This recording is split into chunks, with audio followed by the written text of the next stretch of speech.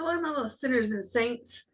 Today we're going to start the Zodiac series, chapters, whatever you want to call it. I don't know. It's just one big rabbit hole. Okay, here we go.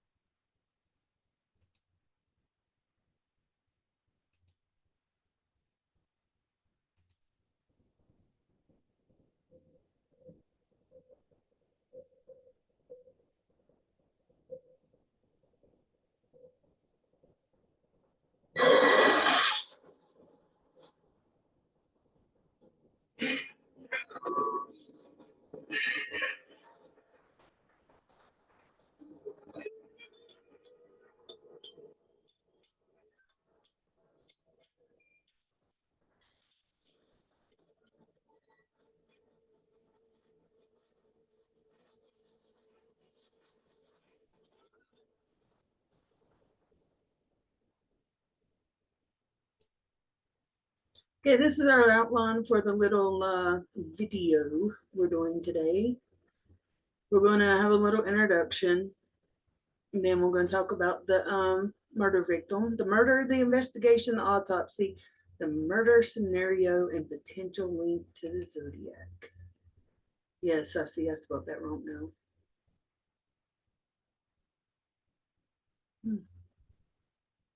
That's going to irk the shit out of me.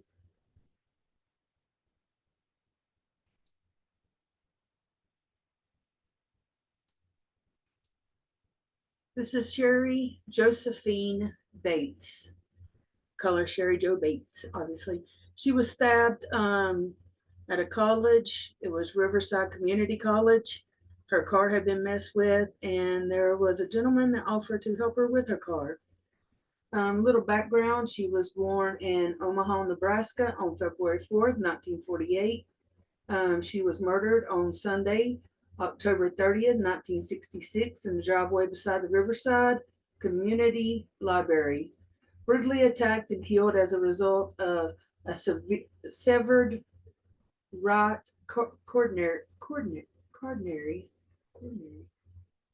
due to a laceration on her neck, probably due to a knife. That was what it was. Measuring minimum of 3.5 inches long and 1.5 inch wide. This is Riverside. This is a college. I actually think I've been to this college. When we lived in California, we rode the bus a lot. This was the house that she grew up in and lived in. The killer sabotaged her Volkswagen Beetle by her Beagle car by tampering with the middle wire on her distributor with the intention of luring her to her death. The Zodiac killer linked himself to this crime on May 13, 1971, in a letter that was mailed to the Los Angeles Times, with particular vague claiming of the Riverside activity. However, the Zodiac killer used cryptic vagueness in several other claims, such as the murders of Kathy Snoozy, Deborah Forlong, Sergeant Richard Radart, look, I'm sorry. Um, Koi Sitio, yeah, I suck with names. Um, and then Koi Sali, and they're likely the likely murder of Donna Lass. And these are some of these people will be people we get to. I've never heard of these names before. Um, Good thing since I research shit so much. Anyway, none of which have provided any evidence for his involvement in Riverside activity is poor at best. I want to show you these pictures.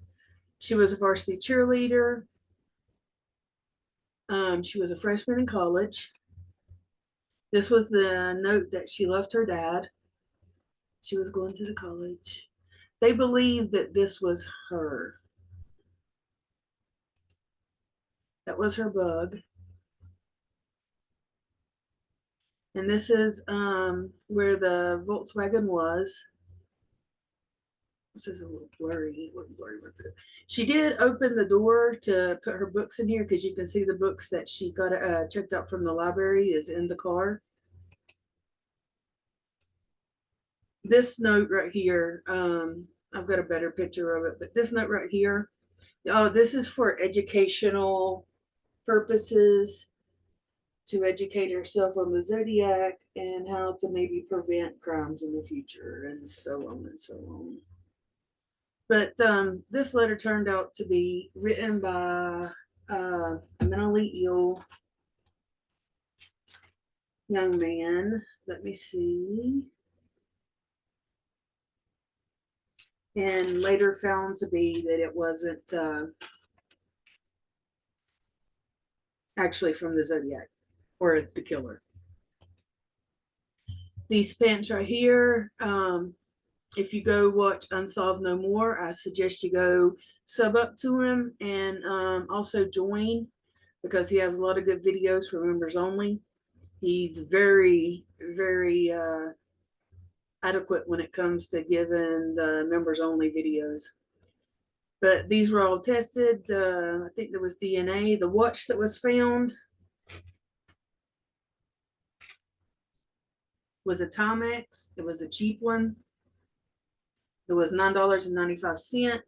It was made in Great Britain and it was shipped to Little Rock, Arkansas. The wristband on it was 7 inches and it had small flakes of paint on it. And I want to talk about the car. The car was disabled.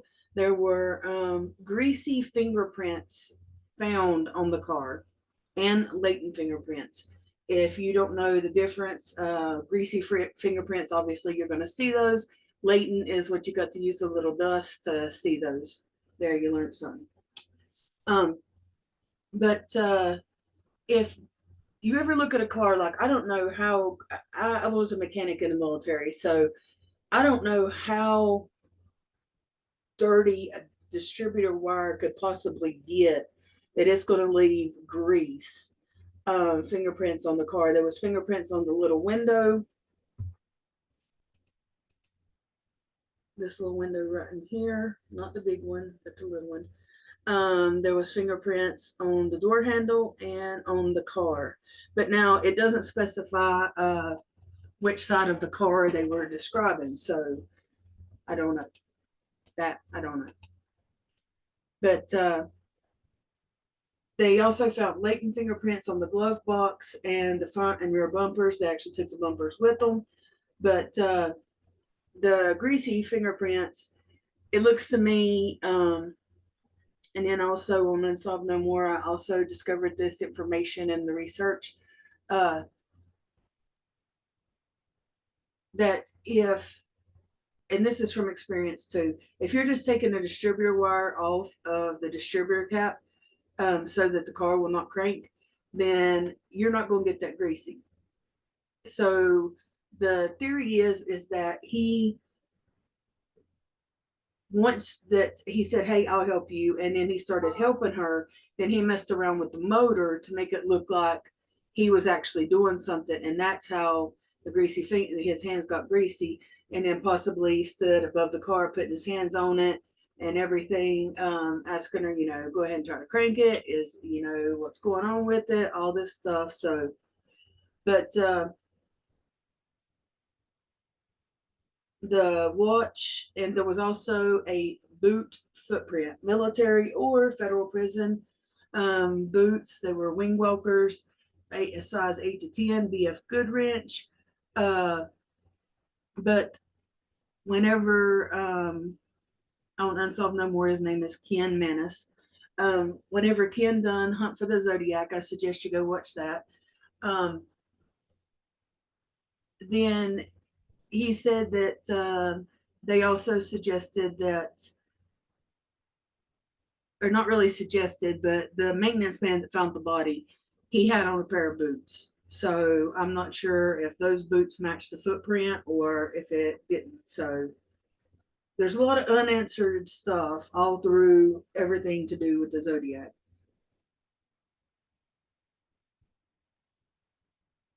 And the watch was probably torn off in the struggle. This was her boyfriend. His name is Dennis Highland.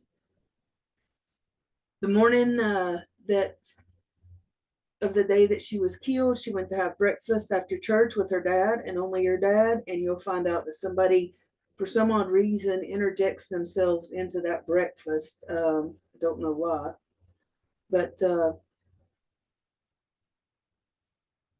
there was stuff under her fingernails. The DNA, I mean, not DNA, but it was tested, the material under her fingernails. And there was soil, sand, and plant fibers. Now, I don't, you can't see her right here, but these houses were empty. And this is right next to the college. Um, who's going to know that these houses are empty unless they're familiar with the college grounds and what goes on there? There's a better picture of it. You can see her here.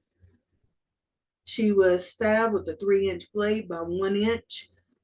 Reports is that she was stomped in the head, but Ken said he didn't really see evidence of that.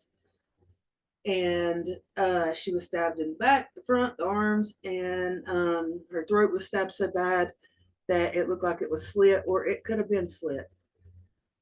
This is her. The reports are her shoes wasn't on her. You can obviously see her shoes are on her feet, and her pocketbook is up and under her body.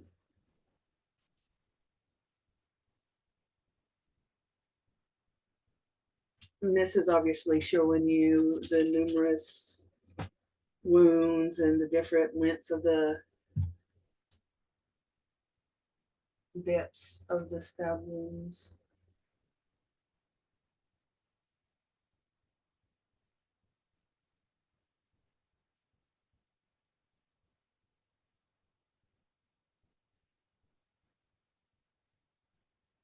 Trying to go through, I got two computers going here, so.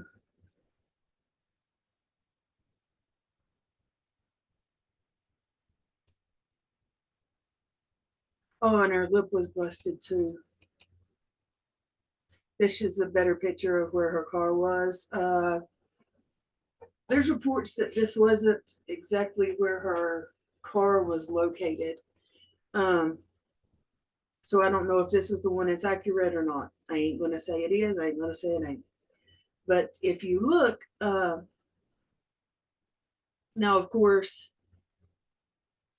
I would say that more than likely this is a newer version of, like an updated um, picture of the school. So paved roads might not have been paved then. This was an alleyway, and I think that either he tried to maybe kidnap her, and that's how she ended up away from her car, and either she tried to escape, and maybe he put his hand over her mouth. That's how she got the busted lip. That's probably how she got stabbed in the back. Either she took off, or she seen an opportunity when maybe he was getting in the car or something to take off. I don't know. But there was reports of screams. That's the approximate thing of the watch. And she's got what they call a dead man's fall. It's where the body's feet are crossed. So she was facing this way with the last bit of her energy or breath or whatever you want to say. And was that this is a knife we'll get into later of who it belongs to, but the blade is supposed to be straight. And the person that says that their relative, this was their knife, that they found this knife. It matches exactly the length and width of what had killed her, and the end is bent. But we'll get there. Then there was a note sent to her dad talking about that she had to die and there will be more. Yada, yada, yada.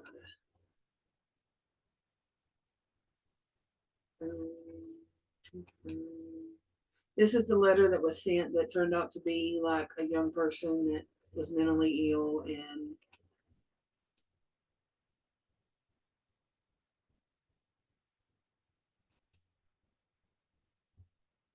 okay. There is a page I'm wanting to get to as well.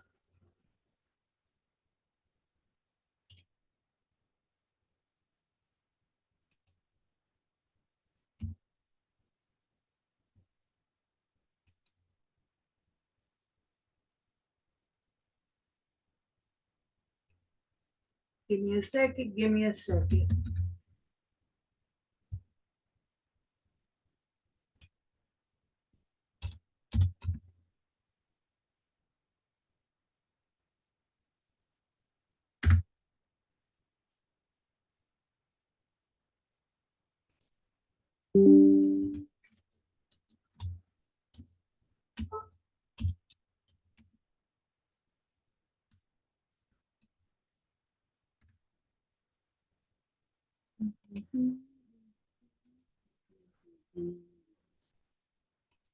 Okay, here we go. This is what I'm looking at my other computer and reading to you. So I want to kind of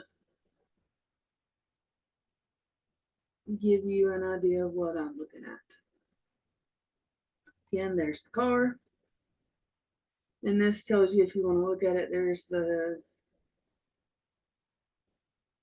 RL website of how the Zodiac pseudonym came.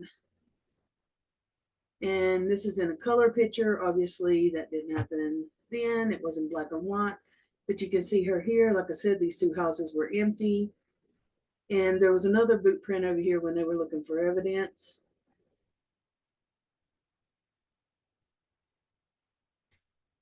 Okay, I don't know why they put Mexican American. I would think that a student stated he knew Cheri Bates and had noticed her in the library the night in question. He saw the girl writing something with a ballpoint pen in a blue spiral school notebook. The boy told us that he was outside at 5:30 waiting for the library to open at 6, and it was then that he saw her. There's a lot to be seeing.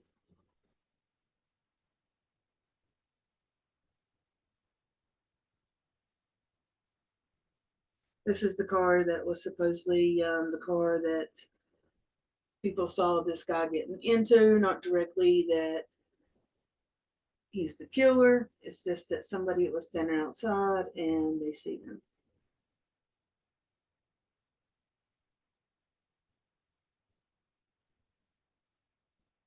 Okay, I think that's about it. Let me read just some of the stuff. We'll go back up here. Okay, Cheri had a diary, and in the diary, she wrote about her boyfriend, Dennis, in 1966. Well, in 1965, there was a lot of writing, nothing saying that they were together, but there was just a lot of uh, writing on a guy named BB. And I've tried to find his name, not seriously a lot of research on it, but still, if anybody finds it, please put it in the comments below. But we're going to call him BB. He was in the diary quite a few times in 1965. His friends say that they were dating, and her friends say no. So he got mad at one of the professors. He wrote a letter to the professor, and of course, the professor identified the handwriting, and he becomes a suspect in 1967. And still to this day, he's a suspect. And like I said, with the breakfast thing, He says that he had breakfast with Cheri and her dad that morning, and that the dad even paid for his breakfast. And the dad said that he's a liar. He has a criminal background. He was caught with LSD and marijuana. I started to say Mary Jane. He was belligerent. He got fired from a job at an aircraft factory where he worked. Remember the wing milkers? Um, but the night of the murder, he showed up at work at 11:54, and he was supposed to be there at midnight, which gives him time. He could have done it. Who knows? He was caught for theft of car parts, and like I said, he had issues with one of the college professors, and he had his car or her car was washed and cleaned. So the grease marks on there is very suspicious.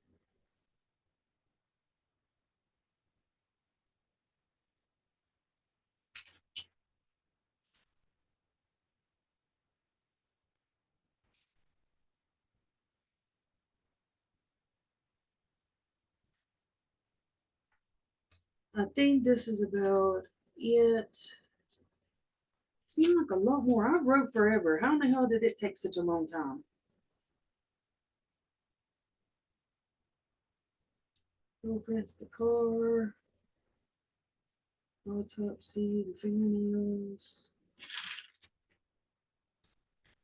Oh, she worked at Riverside National Bank. I said before she was a cheerleader.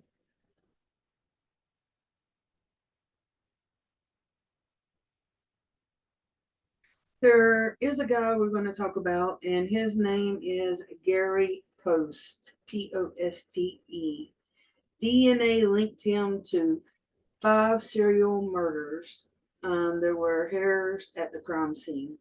I'm not saying this one, but they still to this day are not actually on record saying that this is one of the Zodiac's killings. I'm going to throw a little bit of stuff in there, and it probably has nothing to do with a damn thing. Okay, I'll go ahead and say that. Probably has nothing to do with nothing. But I thought, okay, well, she was a co-ed. So my mind starts thinking Kemper. So I go and look, and Kemper would have been about 17 at this time, and he was only an hour and about 10 minutes away from this crime scene. And the reason that I say this is because first, his first murder was at 15, and so he had the capability of doing it. And the other murders that's linked to the Zodiac were that distance or some farther away. So it's not implausible. So if anybody wants to look into that, let me know.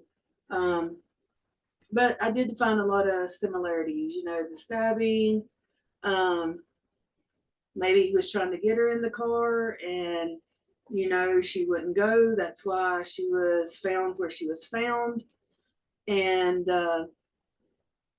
it could be a link. It could not be a Zodiac. It could be a Kemper. Who knows? I'm just throwing it out there. It's all alleged. Alleged. This is my theory. My theory. But something to think about, because the rest of the Zodiac that they do allude to him, they're all, the bodies are left there, and I think that this person was trying to get her in the car, and that's really not a Zodiac move. But hey, you can't kill somebody right there in front of the damn college, so that might be that too. Who knows? I just think that something else is going on here. I don't know what yet, but I will find out. Okay, like always, thank y'all for joining me. For some reason in my crazy mind, I thought that this was going to take a lot longer, but it didn't. And so next time we're going to look at some more victims and maybe bring in some suspects. I got to try to get it more organized because I still have no clue of what I want to go with next. Suspects, or just go with all victims first. And I guess I will talk to y'all later. Bye.